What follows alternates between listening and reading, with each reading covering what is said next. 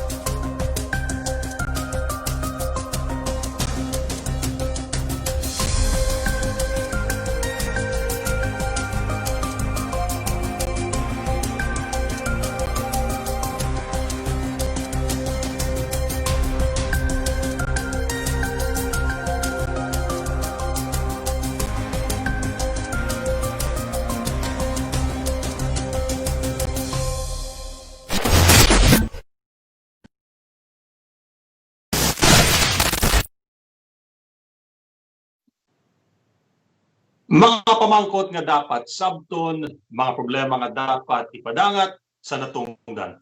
Welcome naman mga kauturan naton mga negosanon sa isa ka episode sang Salandigan. Amo ni kaano naton nga episode kagabay pa nga mangin makatagan sa kasaragan ng inyong mga palamangkutanon para nga mas mathagan kamo sa sitwasyon naton subong kapin pa sa aton nga COVID-19 nga era. Sa subong ang nakalinyada ng mga topics naton amo ang isa ka of course ang aton nga COVID update kung sa diin kuhaon naton ang pinakauli nga mga datos gikan sa aton nga Provincial Health Office sa province of Negros Occidental. Kag miara makita sa mga updates gikan sa syudad sa Bacolod kag pila man ka mga importante nga mga updates gikan sa naglain nga mga LGU sa probinsya sa Negros Occidental. Kag miara makita sa isa ka once in a lifetime interview upod sa aton nga 3rd District Congressman Jose Fransisco Kiko Benitez kung sa diin iya iga saysay ang mga detalye tuhoy sa aton nga inupatukod nga Emergency Operations Center sa 3rd District o ng Metro 3rd EOC kag ang aton nga isa ka presentasyon sang DOH-7 Representative Dr. Loreche nga iga-explain niya man. So, damo sa aton mga information na nakaline na para sa inyo subong gabi, kabay pa nga tutukan yung aton nga show subong parang mathagan kamo sa naglain-lain naton yung mga bagay nga kinahanglan mahatagan man sa jutay nga kasanagan. So, magasugod kita subong sa aton nga COVID watch, no? Ang aton nga COVID watch, of course, magasugod kita from the province of Negros Occidental kay ina lamang naghatag sang isa ka briefing ang aton nga officials of Negros Occidental kaupod kay Provincial Administrator Attorney Refrando Diaz sa mga swab testing teams o kung swabbing teams ang MIS encoders naton kag syempre mga healthcare workers naton ini bilang preparasyon para sa ginapatukod man sa probinsya nga Emergency Operations Center sa PDRRM building sa Panaad Park and Stadium. Kung sino nakakadto sa Panaad Park and Stadium, yara kita sa DRM building sa probinsya, dito igapatukod ang Emergency Operations Center o kung EOC sang Negros Occidental. Gani, para nga magman sang sini nga EOC, gina-training, gina-briefing, gina-orient ang naglain-lain nga mga personnel. So amo nang ginobra sang aton nga Provincial Administrator Attorney Ray Diaz, no? Kag kahapon lamang, no, or 2 days ago, gin-sign sa aton nga gobernador ang Executive Order number 45 series of 2020 nga mag-impose ang temporaryo nga pagsira sang pampubliko kag pribado nga mga memorial park, cemeteries kag columbaries sa Negros Occidental. Ini man isa ka COVID countermeasure para kay kalabanan sa aton kahibalo kita nga ginutok kag nagadagsa sa mga sementeryo, sa mga patio kon pista minatay gani para mapaiway na ang risgo gin pakamaayo na lang ni Governor nga igasay niya. This is also based sa National Interagency Task Force man nga order nga ginhatag man sa bidog nga pungsod Pilipinas. So hindi man nabot silingon nga hindi nato ma-celebrate ang pista minatay pero siguro sa lain lang nga adlaw naton iga-celebrate. Going now sa aton Bacolod City nga operations, no, we are very glad to see nga ang aton nga EOC sa Bacolod, of course under sa aton nga Mayor Bing Nordia, kag sa pagbulig sa aton nga Regional Interagency Task Force head or implementor nga si retired General Mel Feliciano ang nagtukod na sa ilang EOC sa Bacolod o kung sa NGC kung sa diin may ara sila sang jutay na makita nyo ni kung magbisita kamo sa Bacolod City PIO, isa ka COVID tracker nga application o kung program kung sa diin mas maidid na makita ng mga detalye sang tagsa ka mga barangay kung pila ka mga total cases, active cases, kung pila na ang nagtaliwan bago sa masakit, kag kung pila na ang nag-recover o kung nag-ayo na sa sining masakit. So madamo sa mga impormasyon nga ginhatag dire. Now in conjunction with that, amo na ang rason kung nga ang aton iban nga mga LGUs kag lain man nga mga agencies outside of Bacolod are also starting to organize. So the province is organizing their EOC. Kag si Attorney Ray Diaz ang nag-launch sa 2 or 3 days ago sang isa ka MIS o kung Management Information System kung sa diin ginpanghatag na ang access sa tagsa ka LGU sa mga lab results para sa ilang nga mga pasyente o kung ilang nga mga residente. So example, kung taga Kabangkalan ka, ang Kabangkalan CHO ang mayara na sang access sa aton nga unofficial results sang lab test sang mga Kabangkalanon. This is a DOH protocol nga allowable. So kinahanglan ng CHO nato sa Kabangkalan na may aras ang access kag mas madasig nila mahibaluan kung sino ang positive kag sino ang negative. Nga importante ini. Bangod kung positive ka dapat hatagan sa nagakaigo dayon nga solusyon. I-quarantine, i-contact tracing kag i-swab ang mga close contacts. Sa bahin naman sa mga nag-negative, dapat mahibaluan man nila para makagbuwa na sila sa mga quarantine facilities, makabalik na sila sa tagsa ka mga panimalay kag masudlan sang bag-o naman nga mga probable o kung bag-o lang swab nga mga quarantine individuals kay hindi unlimited ang aton nga mga quarantine facilities, may limit man siya, so kinahanglan pasudlan man sila. Okay, so makadto kita naman sa aton nga Provincial Health Office statistics, no, as of yesterday which was September 18, no? Ang aton nga total number of active cases sa bugos nga probinsya sa Negros Occidental ang naglabot na sa 1,499. Isa na lang kag mag 1,500, no? Ang ato naman nga number of recoveries 962.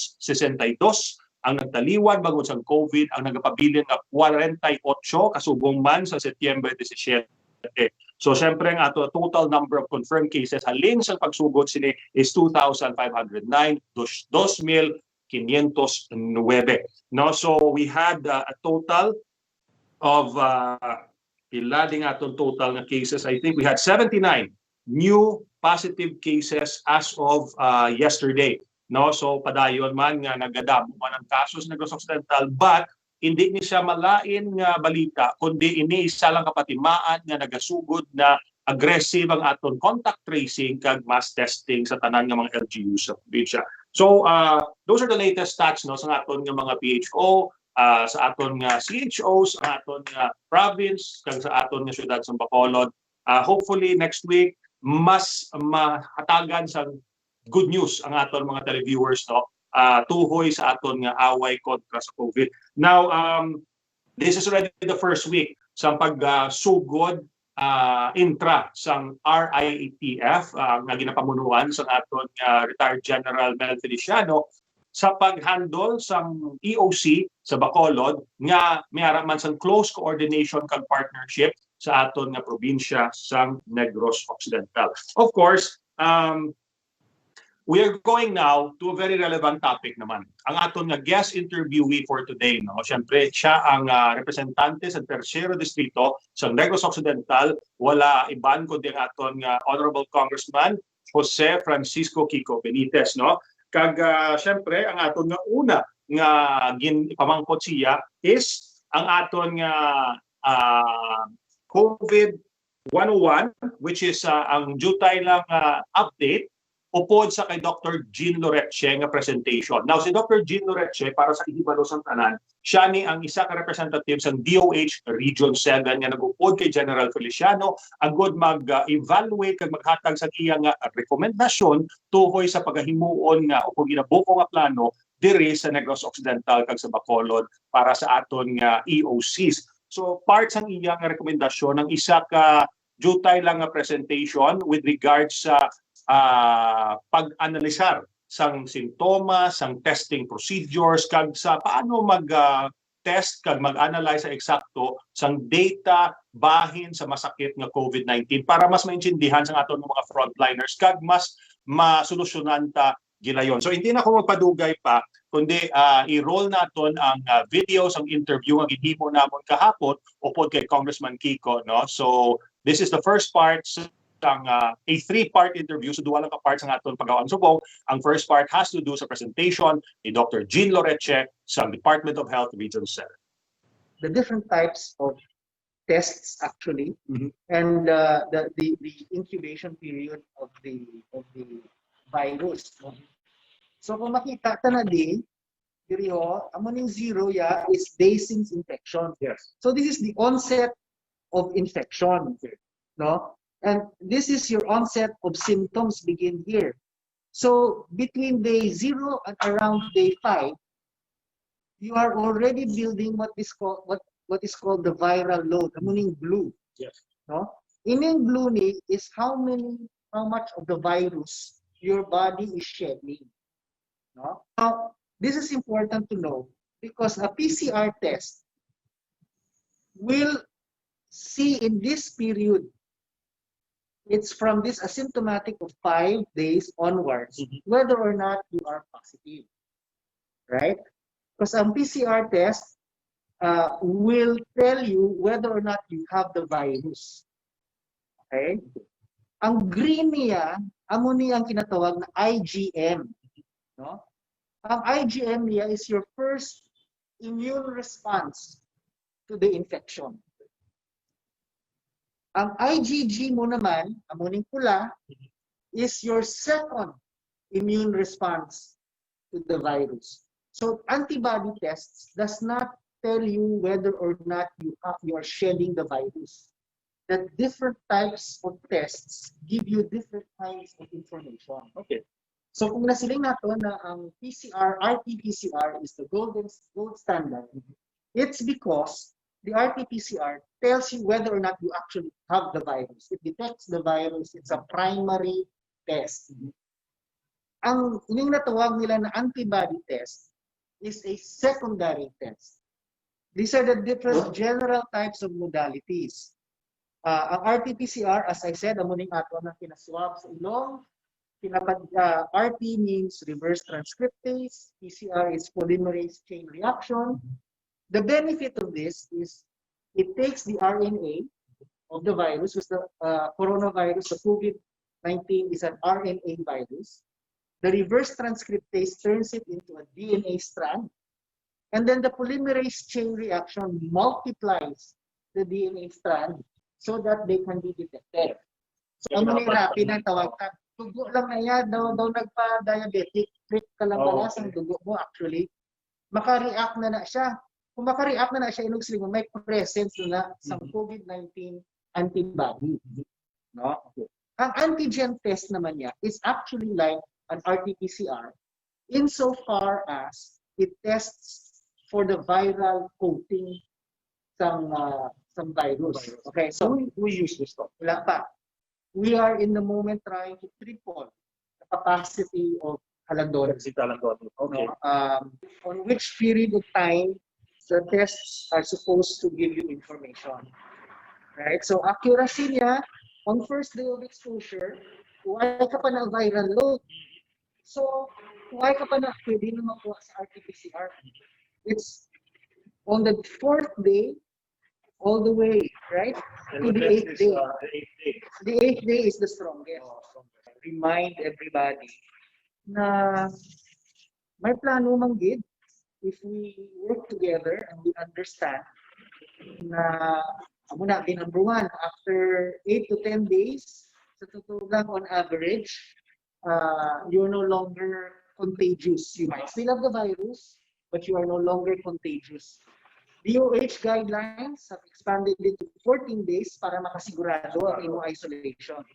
Within that, if you are in isolation, try as much as possible na isolation you take isolation seriously. This is a question of life and death, and we should treat it like life and death. But we should not panic. We should just make sure that we are informed so that we understand how best to respond. And truly, if we work together, we can heal as one.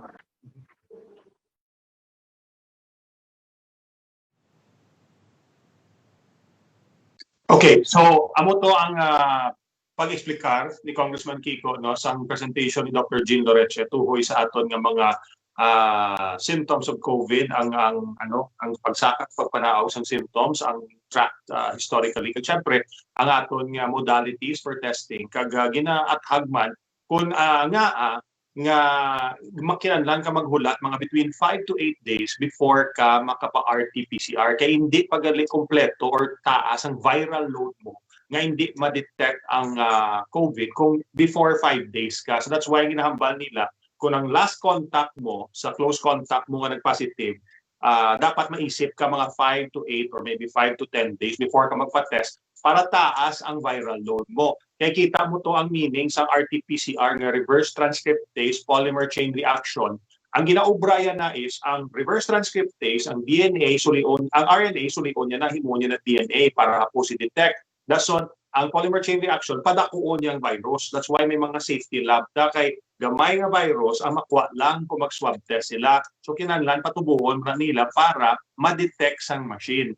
So that's why nga sa 5 to 8 days, though that's enough na nga viral load nga makuha sa swab, mapadamo sa lab, kag ma-detect kung in kaso nga positive or negative ka. Siyempre kung wala ka virus, biskan gamay, biskan no pa na nila kapadamo, wala sa may magkuha sa imo nga RT-PCR test. So very very clear explanation gikan sa ato nga kongresista no because ato kami to nga duha upod kay Governor Bong kag kay former Congressman Albi Benitez sa pag-explain ni Dr. Jean Loreche upod man ang mga miyembro sa NITF kag RIATF sa mga katapos ang medical business kag mga opisyales ang Negros kag sa Bacolod City sa El Fisher Hotel sa nagligad nga I think mga 2 weeks ago. Okay, so that was just the first part sa akong interview pod kay Congressman Benitez. So now we go to the second part naman. Now, ang second part is also kung ano naman ang nangin reaction sa aton nga mga opisyales sa ini nga challenge nga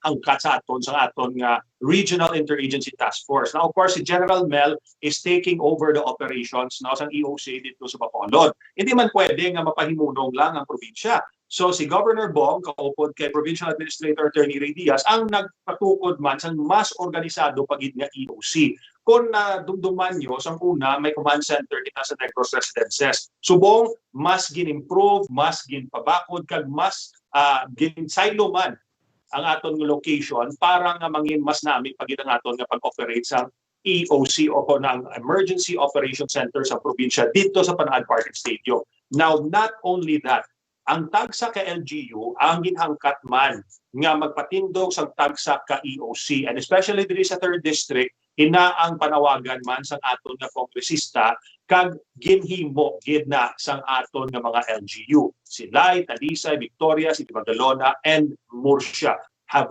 risen to the challenge and they're establishing their systems For the information of everybody, so kung nakita nyo nga ako mga post, last week, nagkanto kita sa Victorias kung sa diin nag-training sila para sa contact tracing sa mga representatives sa tagsa ka LGUs ang 3rd District. Kahapon, kaina lamang, dito man sa syudad sa Victorias, nag-conduct naman ang aton nga mga opisyales sa 3rd District sa training para sa swab testing. So may mga swab teams na kita, may mga contact tracing teams na kita sa 3rd District. And to make it even stronger, gin pa kamaayo ni Congressman Kiko Benitez kag ni abang lingkod Congressman Stephen Paduano nga magtukod pagid sa isa ka emergency operations center sa Tercia Distrito kung sa diin naghatag man o kung nagpahulam man sang pasilidades ang aton nga pinalangga nga mayor sang Banwa sang EB Magalona nga si Mayor Marvin Malacon. Of course, nahibaluan gid ni Mayor Marvin ang importansya sa pagpakigbato sa COVID kay nagwagid sa tanan ng mga periodiko o sa balita nga pati si Mayor Marvin ang naigo man sang nagligad no sa sini nga masakit. So maintindihan niya gid kag wala labot sina Mayor Marvin very willing to help pero may basta kinahanglan sang bulig nga aton mga pupuluyo. So you can see it there ang aton nga building nga wala ginagamit subong sa atubang sa munisipyo sa Ibi Magalona ang paghimuon nga Emergency Operations Center sa 3rd District. So hindi na ko daya mag-go into detail kung ano ni siya, kundi I will leave it sa ato pinalangga nga Congressman Benitez nga mag-explicar sa inyo pinaagi sa aton second part sa interview kung ano ini ang Emergency Operations Center sa Metro 3rd.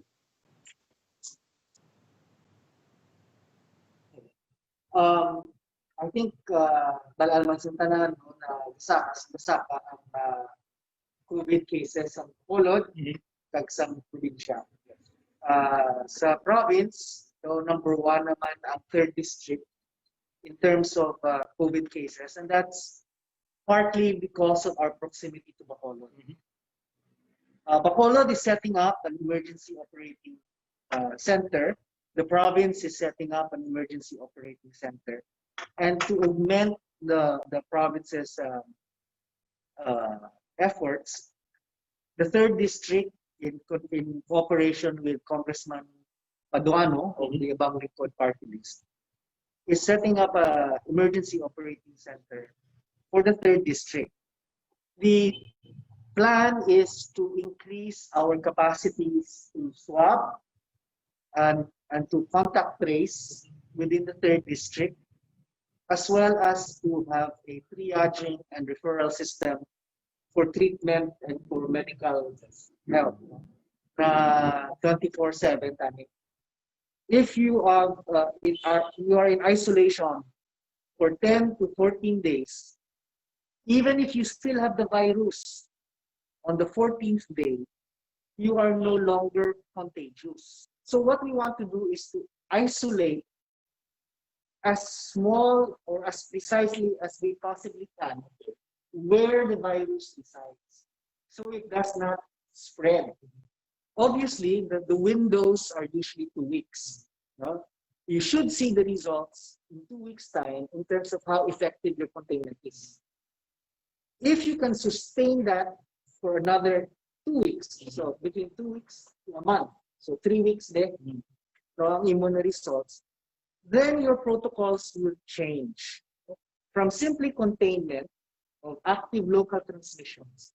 It will change into monitoring and surveying what percentage of your population is getting sick or is becoming carrier, and then how many of your workplaces maintain proper health protocols and standards, partly because of our proximity to Bacolod. Bacolod is setting up an emergency operating center. The province is setting up an emergency operating center, and to augment the province's efforts, the 3rd District, in cooperation with Congressman Paduano of the Abang Lingkod Party List, is setting up an emergency operating center for the 3rd District. The plan is to increase our capacities to swab and to contact trace within the 3rd District, as well as to have a triaging and referral system for treatment and for medical help na 24/7 tani. so that emergency responses can be quick and fast. A lot of this was triggered by ideas that we were doing before that we now need to resurrect and refine.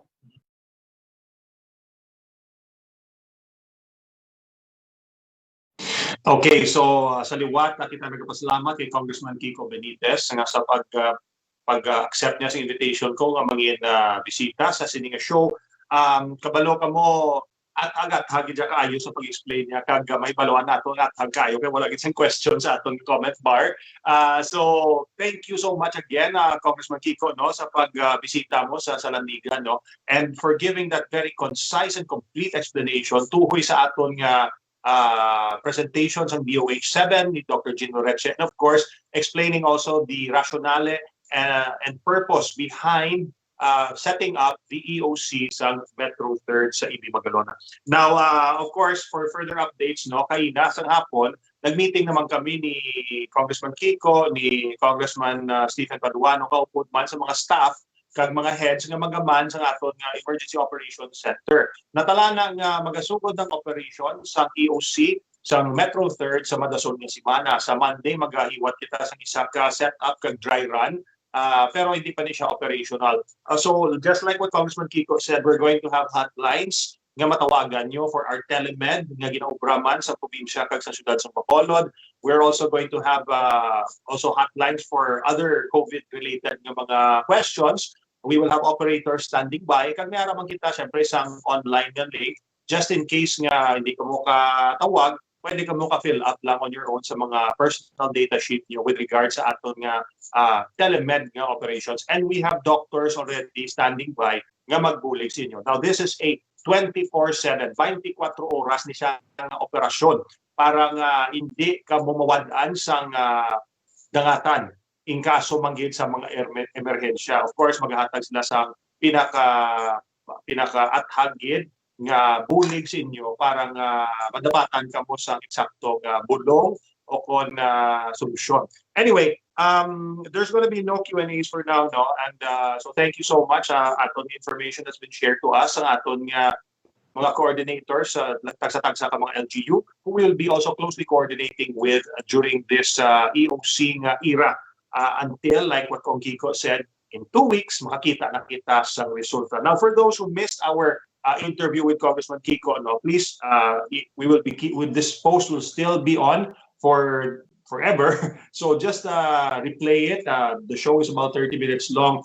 Importante gining impormasyon nga ginhatag ni Kong Kiko with regards sa mga 3rd district nga mga residente kag sa bilog nga probinsya sa Negros Occidental, especially with regards sa aton nga testing modalities kag sa lifespan sang virus and ang aton nga IgG, IgM nga mga chart together with man sa aton nga RT-PCR nga explanation. So there's a lot of info that you can get from this. So pinaka-importante is tracking the pathways of contagion para ma-isolate ta ang kung sino may mamasakit di ka ma-contain ta ini. Once nga ma-contain ta, wala na problema. Like I said, mapahimuno lang sa balay, mapatay lang ang virus, no? Especially kung asymptomatic ka.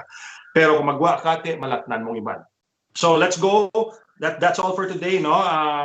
Before we end this all, syempre hindi siya matapos kung hindi ta ma-acknowledge man ang mga best practices naton sa aton nga Philippine Counselors League nga mga members. And let's go sa aton nga banwa sa Murcia nga gin-share sa aton pinalanggang SB Belen Magbanwa kung sa diin ang mga konsehales ang nagpatigayon sa food pack distribution kag nag-tree planting activity.